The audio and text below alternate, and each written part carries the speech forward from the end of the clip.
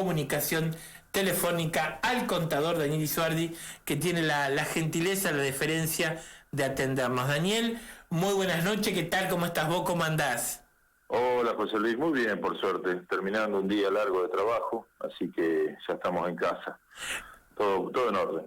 ¿Por qué será que los días se hacen interminables, Y mira, esta época para el que tiene nuestra profesión, para el contador que liquida impuestos personales, de acá hasta el 20 y pico de junio que terminan los vencimientos, son días inagotables de largo. Pero bueno, ya hace 30 años que hacemos esto y ya conocemos cómo son los ritmos. Se hacen largos los días. Sí. Bien. Daniel, el motivo de la entrevista tiene que ver con dos cuestiones que me parecen importantes.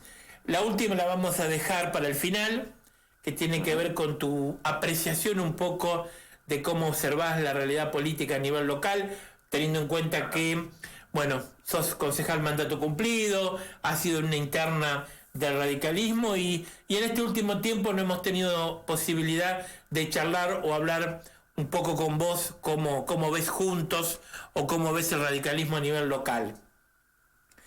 Pero antes de hablar de eso, quisiera que nos des tu análisis, tu mirada, tu punto de vista de este particular momento económico que está viviendo la Argentina.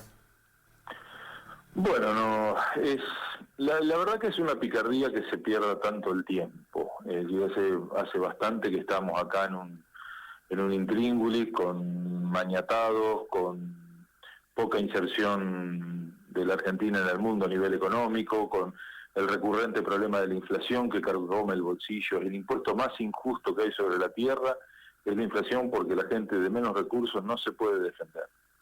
Y hay que hacer lo que todos los países han superado este problema.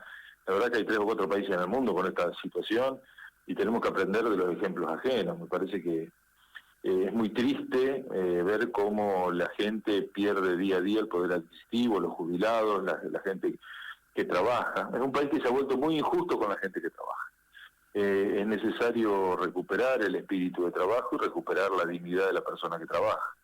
Pero los diferentes gobiernos, nacional, provincial, municipal, deben entender que hay que tener una racionalidad económica. No se puede vivir así en este dispendio permanente del erario público, donde no tenemos previsibilidad ni la forma de trabajar de una manera ordenada que nos permita ahorrar, que nos permita construir, que nos permita diseñar de alguna manera a los pequeños y medianos productores, emprendedores, profesionales, cómo va a ser nuestro panorama en los próximos 2 o 3 años.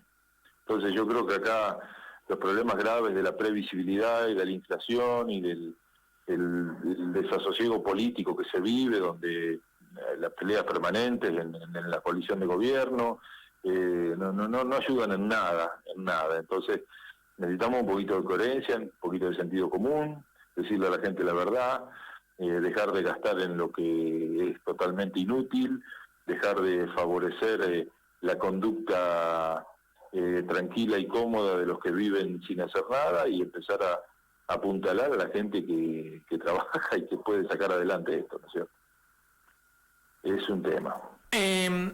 Daniel, es como que uno, o sea, a ver, puntualmente en el tema de la inflación, que es el tema que más nos preocupa, ¿no? O el tema central, digamos, hoy por hoy. Es como que lo que uno cobra de sueldo, lo que uno gana, va muy atrás de la inflación. Pero eso va a pasar siempre.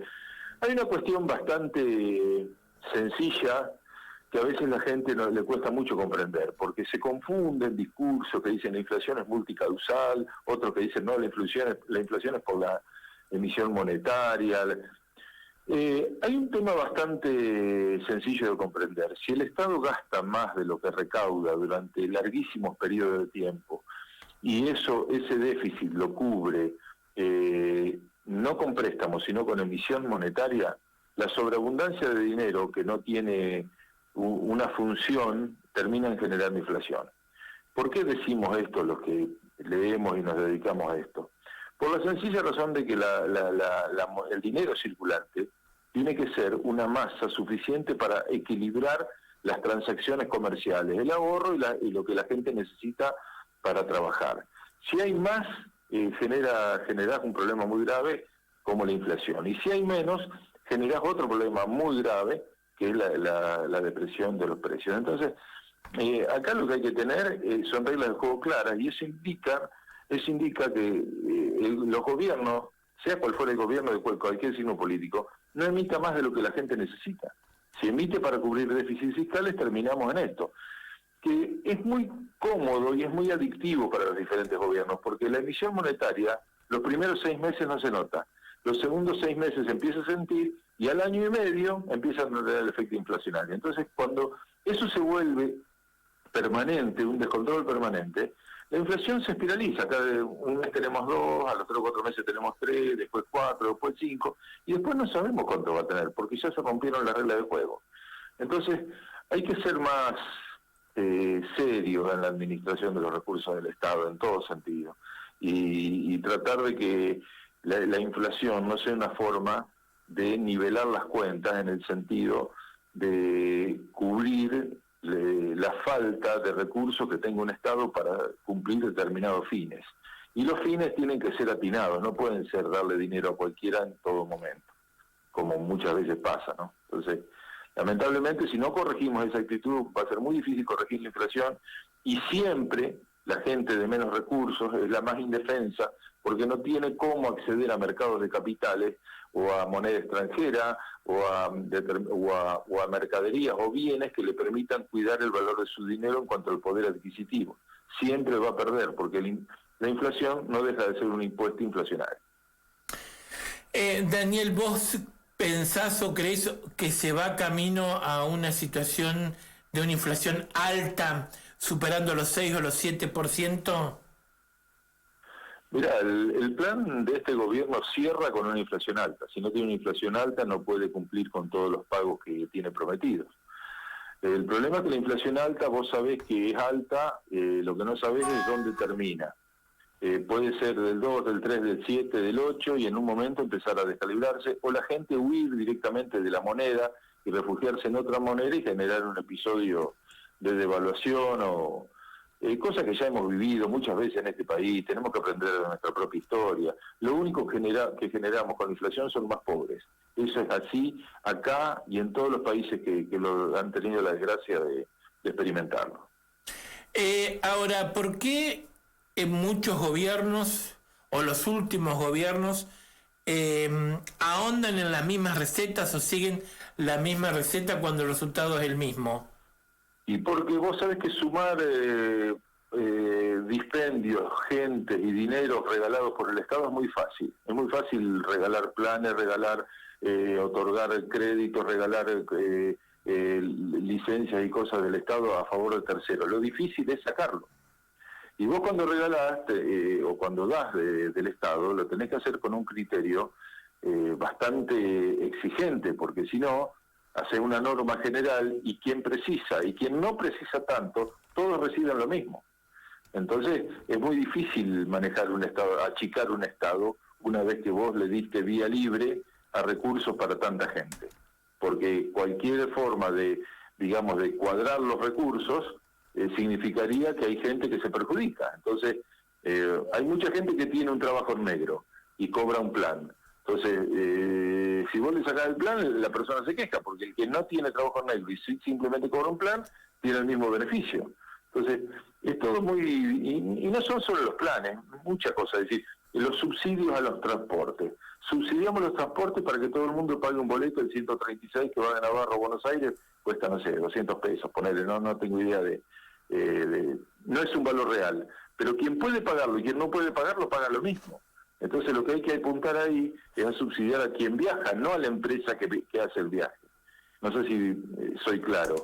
Es decir, yo puedo pagar un boleto de 1.000 pesos y me subo al 136 y pago 200. Y el que no puede pagar también paga 200. Entonces lo correcto sería que quien no puede pagar reciba una asistencia para que pague el boleto. No todo el mundo que se sube al colectivo pague un boleto barato. No sé si me seguís en la idea. No, el tema es ese, pasa por ahí, ¿no? O sea, las políticas públicas que se han utilizado desde hace muchos años para darle subsidios a la empresa en vez de dárselo a la gente. Y en ese darle subsidios... Vos fijate lo que pasó años atrás con los subsidios a los servicios. Durante muchísimo tiempo subsidiamos el gas, la luz, el teléfono, a todo el mundo. Al tipo que necesitaba, al que no necesitaba. La gente que hacía, agarraba, ponía un negocito, cocinaba para afuera con el gas barato, porque muchos insumos eran muy económicos. Entonces era muy fácil montar. Ahora, si vos cobras los servicios lo que valen, la gente obviamente o no lo puede pagar o se queja, qué sé yo, pero todo el mundo tiene derecho al subsidio o tienen que tener subsidio a los servicios las personas que realmente tienen complicaciones económicas serias. Porque vos vas a cualquier país del mundo y la energía es carísima, no cara, José Luis, carísima. Yo he tenido la suerte de viajar y donde vas, el combustible, la luz, se cuidan. Yo he estado en Estados Unidos, que es un país inmenso, que tiene recursos increíbles, y en ciudades súper turísticas, a partir de las 12 de la noche, cada 3 bombitas de luz del alumbrado público queda una prendida a media luz. Todo es automático. Entonces, hay un cuidado del recurso energético extremo y la gente paga carísimo los servicios. 1/3 de los ingresos de muchas familias se va en servicios. Y acá, durante años, le dimos servicios muy baratos a la gente, ninguna empresa invirtió porque no era rentable, entonces nos quedamos sin luz, sin gas, no tenemos gasoil ahora en la provincia para levantar la cosecha. Entonces, hay que pensar las cosas como se hacen en los otros países, y si los otros países lo han solucionado, ¿por qué nosotros estamos en este berenjenal? Hay que ser un poco más cuidadoso, reflexivo y racional en ciertas cosas. Bien, esto que se está hablando ahora de la posibilidad de el cobro por una renta presunta o una ganancia presunta, ¿qué opinión tenés sobre eso? Todavía no he visto la letra del impuesto. Se supone que es una renta a ganancias imprevistas. Algunos países hacen estas cosas, no como un impuesto, sino como un fondo. Muchas veces cuando viene una suba de mercado para determinado bien que un país produce, por ejemplo el petróleo o el cobre, generan un impuesto, porque si valía normalmente 100, pasó a 150 de la noche a la mañana, le retienen una parte y hacen un fondo anticíclico, es decir, lo que genera el Estado es un ahorro para que cuando eso baje o cuando haya una necesidad por otras razones, tengan un fondo como asistirlo, no como un impuesto. Porque una renta imprevista es un objeto de impuesto bastante extraño, digamos, porque hay muchas rentas imprevistas y puede generalizarse a todos los sectores de la economía. Entonces yo no creo que prospere demasiado, honestamente. Bien. Daniel, vamos a cambiar un poquito de tema. Hace mucho que no hablamos de un poco la realidad a nivel local, la política a nivel... Hace años que no hablo de política. Muchísimo tiempo que no hablas de política. Sí. Más de una vez te he preguntado, te he dicho y me has dicho que no, todavía no, o que no querías hablar, o que no se daban las circunstancias, ¿no? ¿Cuál es tu mirada del momento político de Navarro? ¿Cómo ves el Consejo Deliberante, todos estos idas y vueltas que se han generado? Ha habido comentarios. Me da mucha pena que, primero, que la estructura del bloque de Juntos por el Cambio se haya dividido de la manera que se dividió, porque realmente yo participé en los inicios del trabajo del radicalismo con el PRO y intentamos hacer algo distinto, y realmente fue de una cosa de mala manera y de malas artes y de malas mañas como se hizo. Pero al margen de eso, esto que, si te referís a lo que mencionó Raúl Lambert, que no tengo por qué no creerle, ¿no es cierto?, lo que él dijo en otro medio, que le habían pedido unos puestos de trabajo o algo así a cambio de votar a favor del presupuesto, me parece realmente una canallada, una cosa muy falto de ética. Yo por ahí seré muy antiguo, pero... sí, acá primero, también lo dijo la semana pasada, en una entrevista que le hicimos. primero ofrecer puestos de trabajo que en realidad no existen, sino que crear es regalar dinero del Estado para subsidiar a una persona que no tiene trabajo a través de un acuerdo, una cosa espuria, una cosa realmente de muy mala manera. Yo no entiendo cómo el presidente del Consejo Deliberante no está haciendo una investigación a fondo, con una declaración jurada a cada concejal, con una investigación que realmente separe, porque si alguien de mi partido, el radicalismo, o que se dice radical, ha hecho eso, no merece estar en el Consejo Deliberante y no merece estar en el radicalismo. Debería pedir disculpas públicas y irse a la casa y dejar la banca para alguien que la represente con dignidad, porque es una cuestión muy grave. Desde mi punto de vista, yo, no sé, estoy bastante alejado de mucho ajetreo, pero he participado durante muchos años de esto y yo supongo que mi partido, las autoridades de mi partido, tienen un tribunal de ética y llamarán a los afiliados que son concejales en este momento, les preguntarán cuál es su visión del asunto, su versión, y si hay alguien que realmente le pidió eso a las administraciones municipales, debería ser sancionado éticamente y debería irse a la casa. Desde mi punto de vista, no tiene nada que hacer en el partido. En la Unión Cívica Radical no tiene nada que hacer. ¿Por qué pensás o crees que de ser cierto se llega a esto? Yo creo que de ser cierto, cosa que obviamente no me consta, y estamos viendo los medios periodísticos lo que dicen las partes, ¿no? De ser cierto, es una práctica deleznable que se ha instalado.